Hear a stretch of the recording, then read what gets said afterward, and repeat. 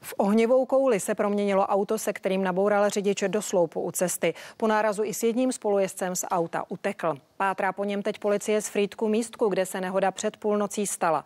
V autě zůstal ještě jeden spolujezdec, který se ale naštěstí jen lehce zranil.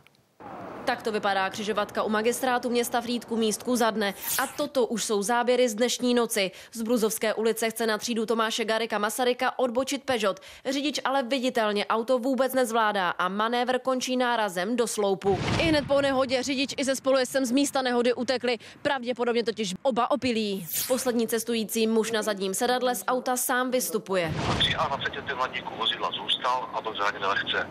Zakročujícím policistům posléze podal vysvětlení. Z vozu ale jen po pár sekundách od nárazu vychází kouř a auto začíná hořet. Nakonec ho plameny celé pohltí. Na místo za pár minut přijíždí policie i hasiči. Ti uhasí požár a policie začíná s vyšetřováním nehody bez řidiče. Nyní provádíme šetření vedoucí k přesnému zjištění všech okolností, zejména údajnému zapůjčení vozidla a dalších příčin této dopravní nehody. Na místě je stále vidět ohořelý a zlomený sloup i části auta.